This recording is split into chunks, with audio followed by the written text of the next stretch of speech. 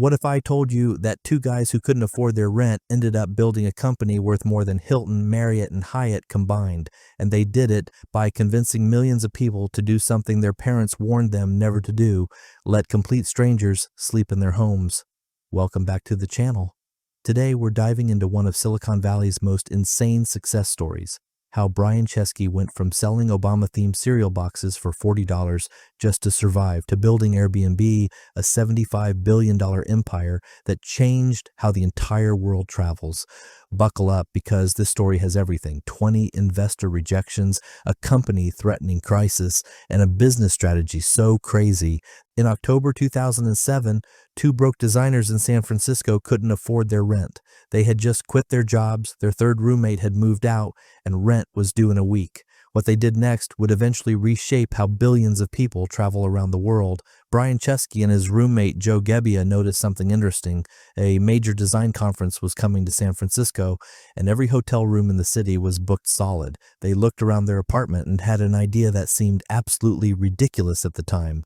What if they inflated 3 air mattresses, put them in their living room, and rented them out to conference attendees for $80 a night? They called it Air Bed and Breakfast. Not Airbnb, not yet.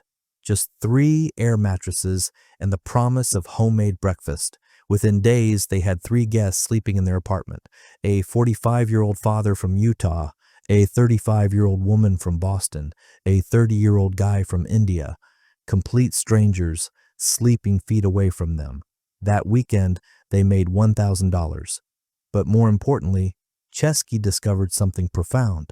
Their guests didn't just save money on accommodation, they got something hotels couldn't offer. They got a local experience, they got human connection, they got stories. This is where most Silicon Valley success stories would fast forward to the billions. But Brian Chesky's journey to building a $75 billion company was anything but smooth. In fact, what happened next was 2 years of rejection, near bankruptcy, and a fundraising strategy so desperate that it involved selling cereal boxes. Yes, cereal boxes. After that first weekend, Chesky and Gebbia brought in a third co-founder, Nathan Blacharczyk, a technical genius who could actually build the website they envisioned. They officially launched at South by Southwest in 2008, convinced they were about to become millionaires. They got exactly 2 bookings. The founders were the only ones using their own platform. Here's what nobody tells you about building a revolutionary company. The idea that seems obvious in retrospect, it sounds insane when you first pitch it. Chesky would walk into investor meetings and explain that strangers would pay to sleep in other strangers' homes. The response was universal: this will never work. One investor literally walked out mid-pitch. Another fell asleep. The rejections piled up. 7 rejections, 15 rejections, 20 rejections. They pitched to every prominent Silicon Valley investor. Fred Wilson from Union Square Ventures called passing on Airbnb the worst mistake of his decade-long career. By summer 2008, they were $4,000 in debt. Credit cards maxed out. They were literally eating the leftover cereal from their cupboards. The 2008 Democratic National Convention was coming to Denver, and just like that design conference a year earlier, every hotel was booked. They pivoted their site to focus on the convention. This time, they got 80 bookings. Progress, but not enough to survive. They needed money, and they needed it fast. This is where the story gets weird, really weird. Chesky and Gebbia decided to create special edition cereal boxes themed around the 2008 presidential election. Obama O's, the Breakfast of Change, Captain McCain's, a maverick in every bite. They bought generic cereal in bulk, designed the boxes themselves, and hand-glued each one together in their apartment. They made 1,000 boxes and sold them for $40 each. Think about that for a moment. The future CEO of one of the world's most valuable startups was sitting on his apartment floor at 2 in the morning, hot gluing cereal boxes to avoid bankruptcy. They sold 800 boxes and made $30,000. They were officially transform everything. Stop trying to build something that appeals to everyone. Instead, build something that 100 people absolutely love. Chesky took this advice to an extreme that would make most CEOs uncomfortable. He literally flew to New York, Airbnb's biggest market, and started meeting users in person. Not focus groups, not surveys. He would knock on host doors and say, "Hi, I'm Brian, the founder of Airbnb. Can I stay with you?" He became obsessed with understanding every friction point. Why did some listings have terrible photos? Because hosts were taking them with flip phones. So Chesky and Gebbia hired professional photographers and went door to door, taking high-quality photos for free. Bookings doubled overnight. Why didn't hosts respond to booking requests quickly? Because the email notifications were getting lost. They rebuilt the entire messaging system. Bookings increased by another 25%. This hands-on approach violated everything Silicon Valley preached about scalability. You're supposed to build technology that works without human intervention. Chesky did the opposite. He did things that didn't scale, understanding that you have to manually create the experience you want before you can automate it. But the biggest challenge wasn't technical, it was trust. How do you convince millions of people to do something that goes against every safety instinct they've been taught since childhood? Don't talk to strangers. Don't get in cars with strangers. And definitely don't let strangers sleep in your home. Chesky's insight was revolutionary. Trust isn't built through background checks and security systems. Trust is built through human connection. They introduced detailed profiles with real names and photos. They created a review system where both hosts and guests rate each other. They built a messaging system that encouraged communication before booking. Every feature was designed to transform a transaction between strangers into a connection between human beings. When you see someone's face, read their story, and exchange messages, they stop being a stranger. They become a person. By 2010, Airbnb was processing 50,000 bookings, but they were still burning through cash. They needed serious funding, and once again, Silicon Valley's top investors were skeptical. The same concerns kept coming up. What about safety? What about regulations? What happens when something goes wrong? Then in 2011, something did go wrong. A host in San Francisco had their apartment ransacked by a guest. The story went viral. Tech blogs declared this the end of Airbnb. How could the platform survive if people couldn't trust it? This was Chesky's defining moment as a leader. Instead of going defensive, he took full responsibility. But more importantly, Chesky wrote a public letter that would become a masterclass in crisis management. He didn't make excuses. He didn't blame the user. He simply said, "We have really screwed things up. We should have responded faster, communicated more sensitively, and taken more decisive action to make sure you were taken care of. But we weren't prepared for the crisis, and we dropped the ball." That transparency and accountability transformed a potential company killer into a trust-building moment. Users saw that when things went wrong, Airbnb would stand behind them. The growth that followed was explosive. 300,000 bookings in 2011, 2 million in 2012, 6 million in 2013. But Chesky wasn't satisfied with just growing numbers. He was obsessed with the question that would define Airbnb's evolution: what business are we really in? Most people thought Airbnb was in the accommodation business. Chesky saw it differently. They were in the belonging business. Hotels provide a bed for your head.